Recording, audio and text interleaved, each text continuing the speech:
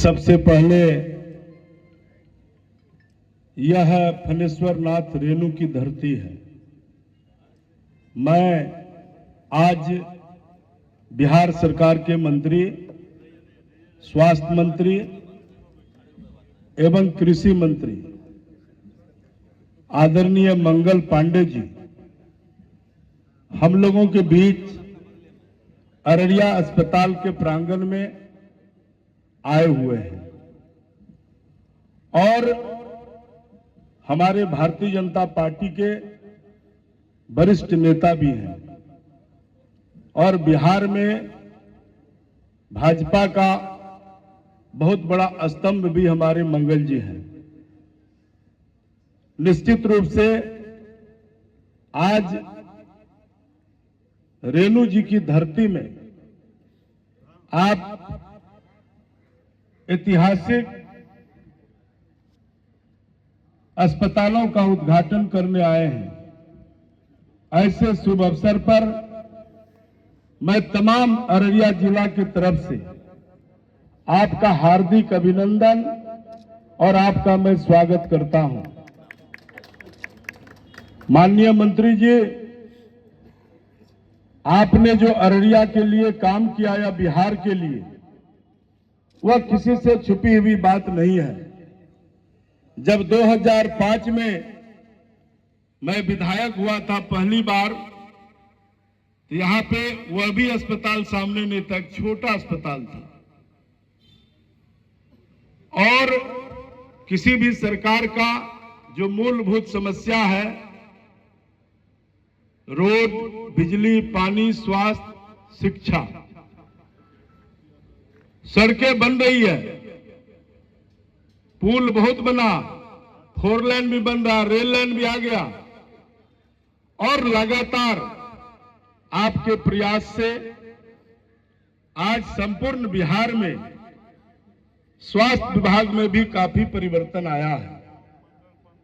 मैं यह नहीं कहता हूं कि सब चीज हो गया है, परंतु कम समय में आपने स्वास्थ्य के क्षेत्र में आज हम लोग जिस अस्पताल का उद्घाटन किया, इस तरह का अस्पताल पटना और दिल्ली में हम लोग देखते थे, परंतु आप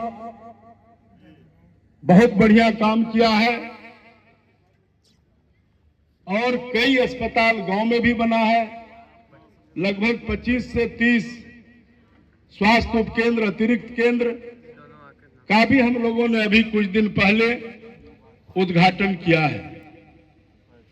प्रधानमंत्री जी का कोशिश है कि देश के हर जिले में एक मेडिकल कॉलेज हो और माननीय मंत्री जी, आपको अररिया से अधिक लगाव है पहले से। अररिया आपका, जब आप मंत्री नहीं थे तब भी एक भारतीय जनता पार्टी के कार्यकर्ता के रूप में यहां आया करते थे संगठनात्मक काम के उद्देश्य से। जब आप युवा मोर्चा के प्रदेश अध्यक्ष हुआ करते थे, उस वक्त से आते थे, तो तब का अररिया और आज का अररिया में परिवर्तन है और लगातार बिहार सरकार के नेतृत्व में हमारे नीतीश कुमार जी, बिहार के मुख्यमंत्री जी के नेतृत्व में चौमुखी विकास हो रहा है और चारों तरफ हो रहा है। अररिया पिछड़ा जिला रहा है। नीति आयोग की रिपोर्ट में भी यह जिला पिछड़ा जिला में है, लेकिन मैं कह सकता हूं, देश के प्रधानमंत्री आदरणीय नरेंद्र मोदी जी के नेतृत्व में और बिहार सरकार के नेतृत्व में और आपका मंगल जी नेतृत्व में स्वास्थ्य के क्षेत्र में भी बड़ा बदलाव आया है। पहले इसी अस्पताल में 2 तरह का टेबलेट मिलता था, एगो पीला टेबलेट और एगो उजला टेबलेट, हरका फिरका। लेकिन आज कई प्रकार की दवाइयां यहां मिलती है। आप मंत्री जी स्वयं बताएंगे यहां अस्पताल में क्या सुविधा है, अररिया जिला के लिए क्या उन्होंने किया है, वो स्वयं बताएंगे। परंतु इतना मैं जरूर कहूंगा पूरे अररिया जिला वासियों की तरफ से यहाँ पे बड़ा एक ट्रेनिंग सेंटर खुल रहा है।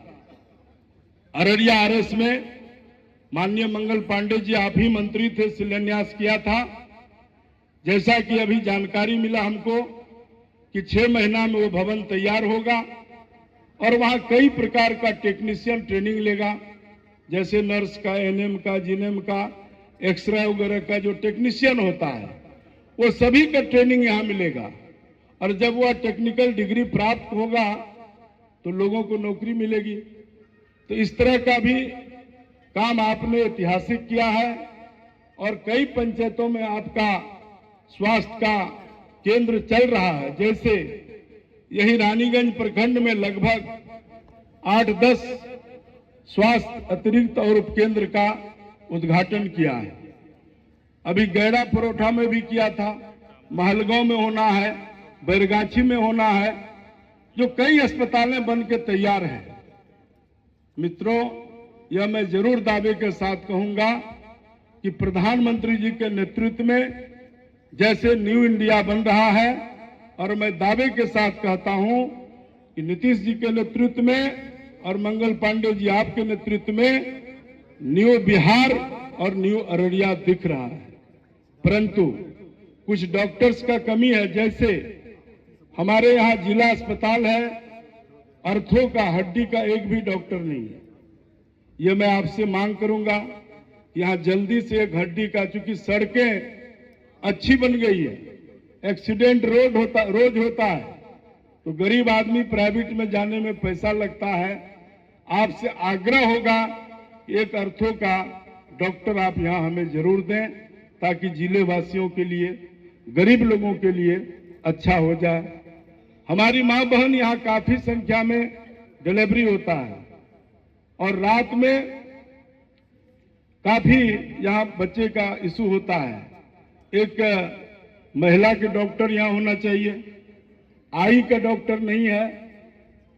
मैं जानता हूं आपके साथ भी तकनीकी दिक्कत है, डॉक्टर का अभाव है, लेकिन आपका यह जिला पिछड़ा रहा है। आपका हम जनप्रतिनिधि हैं और सभी विधायक हैं आपके, और ये गरीब इलाका है और सीमावर्ती इलाके में है। आपसे निवेदन करूंगा, ये 2-4 मांगे हैं जो इसको पूरा किया जाए। मैं देखा हूं ये अस्पताल, जब कोरोना महामारी आया था तो एक भी प्राइवेट डॉक्टर अस्पताल में नहीं था। मरने के डर से कोई कोरोना वाले को छूता नहीं था, अस्पताल बंद कर दिया प्राइवेट वाला। लेकिन उस वक्त में मुझे एहसास हुआ कि सरकारी ही संस्था एक इस तरह का संस्था है, जहां कोई नहीं खड़ा था, वहां अररिया अस्पताल में हमारे डॉक्टर्स और नर्स खड़े होते थे। इसलिए अंत में सरकार ही काम आता है, सरकारी व्यवस्था ही काम आता है। हम लोग कोरोना में भी घूम रहे थे, देख रहे थे, लोग रोज मर रहा था, लेकिन प्राइवेट जो डॉक्टर चला के यहां बैठा हुआ है, जो अभी हमारे विधायक जी ने कहा कि दुकान चला रहा है, आप चलाइए, मुझे कोई दिक्कत नहीं है, लेकिन सरकार के डॉक्टर हैं, आपको पैसा मिलता है। और एक कहावत है कि एक भगवान होता है, दूसरा भगवान के रूप में डॉक्टर होता है। तो आपका नैतिक जिम्मेवारी भी बनता है कि अगर हम डॉक्टर हैं, हमको आप पढ़ लिख करके डिग्री लिए हैं, तो आपका भी अपना दायित्व का निर्वहन, कर्तव्यों का निर्वहन करना चाहिए। यह नैतिक जिम्मेवारी है आपका। आप पार्ट टाइम अपना 2 पैसा ज्यादा मिलता है, कमाइए, लेकिन अस्पताल में भी समय दीजिए और निर्वहन कीजिए। चूंकि भगवान कृष्ण जी गीता में भी लिखा है कि मानव सेवा से बढ़ के मानव के लिए कुछ नहीं है। डॉक्टर है आप ही वो काम कर सकते हैं, हमसे थोड़े होगा। तो आपको भगवान ने डिग्री दिया, पढ़ा लिखा है, आप ही इलाज कर सकते हैं, तो आपको करना चाहिए। हमारे एक डॉक्टर खड़े हैं, मोहित साहब, आप इधर आ जाइए ना। मोहित साहब आप आइए इधर, बहुत अच्छे डॉक्टर हैं और यहाँ के शायद, आइए मोहित साहब, बैठाइए भाई। मोहित साहब डॉक्टर के नाम में क्यों लिया? 2 बजे रात में भी इनको मैं फोन कर दूं तो 10 मिनट में उठ करके ये चले आते हैं। और मेरे यहाँ नहीं, किसी के यहाँ भी। मैंने कई बार, एक बार मुझे प्रेशर बड़ी हाई हो गया कोरोना में, 3 बजे मैं फोन किया और 3:05 में मेरे घर पहुंच गए रात में। और ऐसा कई बार है। तो निश्चित रूप से बहुत दिनों से मैं जानता हूं डॉक्टर मोहित साहब को, और इनका जो मैं कर्तव्य मैं इनको देखता हूं, तो ये ड्यूटीफुल आदमी है। तो जो अच्छे डॉक्टर होंगे उनका हम लोग प्रशंसा भी करते हैं। लेकिन कोरोना काल को मैं देखा, जब लोग मर रहा था, चिल्ला रहा था, सारे सरकारी अस्पताल बंद था, तो यही सरकारी अस्पताल में डॉक्टर और ये हमारी नर्सें जो बहनें हैं, ये खड़ी होती थी, सेवा करती थी। इसलिए यह संस्था सरकार का है। और सरकार कौन है? जनता की सरकार है। आपका अस्पताल है, आपको इसको रख रखाव भी करना है, इनको मदद भी करना है। कई बार डॉक्टर के ऊपर मारने के लिए लोग उठता है, झंझट करता है, और इसी डर से डॉक्टर देखता है सीरियस पेशेंट है, वो रेफर कर देता है। तो कोई डॉक्टर नहीं चाहता कि कभी कोई पेशेंट मरे, कोई वकील नहीं चाहता है कि हम मुकदमा हारें, क्योंकि उनका वो पेशा है। इस नाते डॉक्टर को भी आप लोग मदद करिए। और डॉक्टर सबसे भी हम लोग आग्रह करते हैं कि गरीब गुरबा लोग यहाँ आते हैं, सीधे रेफर मत कीजिए, आप ऊपर वाला का नाम लेके उसको प्रयास कीजिए।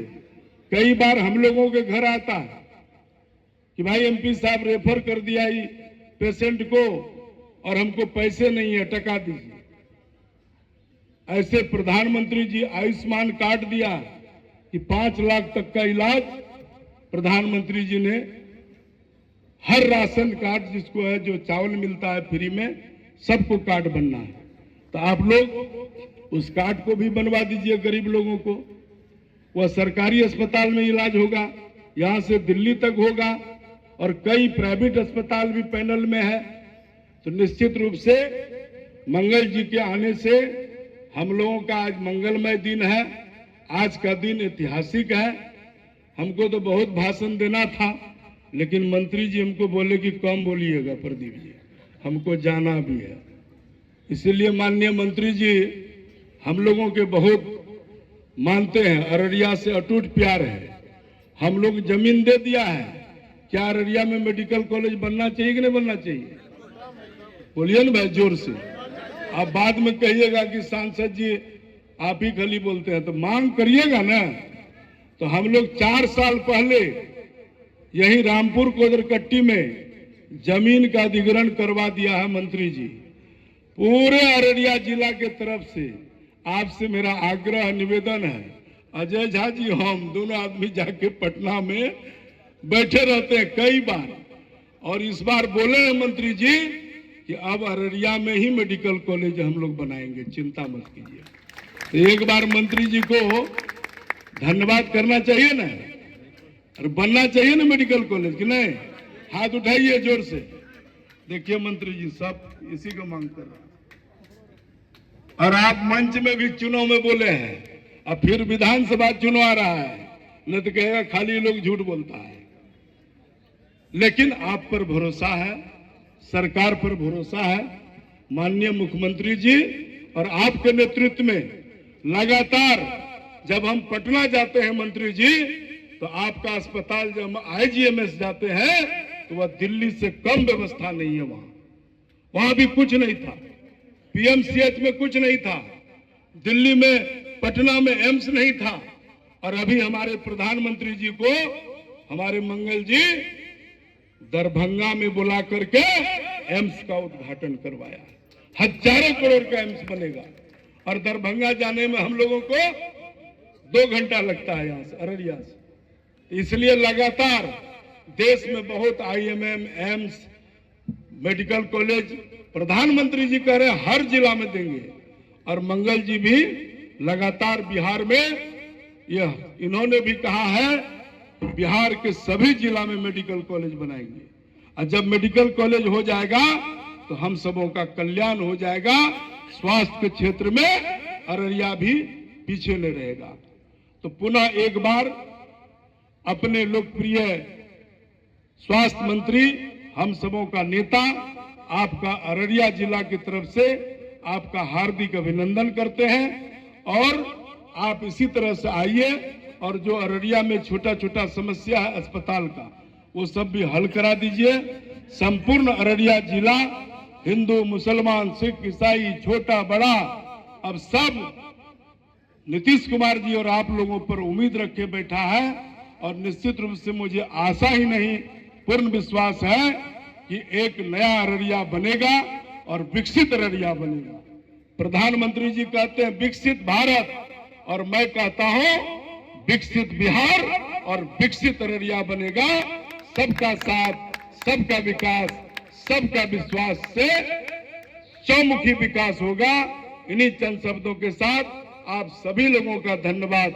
यहाँ आए हुए सभी हमारे सम्मानित विधायकगण, यहाँ जयप्रकाश बाबू बैठे हैं, अजय बाबू हैं, फारबिसगंज के विधायक मंचन जी हैं, अचमित जी हैं, विजय कुमार मंडल जी हैं, और हमारे अस्पताल के जो कप्तान हैं CS साहब हैं, अनुमंडल पदाधिकारी हैं, DDC मैडम हैं, सभी अधिकारीगण और स्वास्थ्य विभाग के सभी हमारे डॉक्टर्स और जो बहनें बैठी हैं, सभी स्टाफ, सभी कर्मचारी, संपूर्ण स्वास्थ्य परिवार की तरफ से परिवार को मैं अपने तरफ से आपका धन्यवाद करता हूं और आए हुए सभी अतिथियों का, सभी सम्मानित जनप्रतिनिधियों का आभार व्यक्त करता हूं और पुनः मंगल पांडे के लिए कामना करता हूं कि आप स्वस्थ रहें और संपूर्ण बिहार में स्वास्थ्य व्यवस्था जगमगाता रहेगा।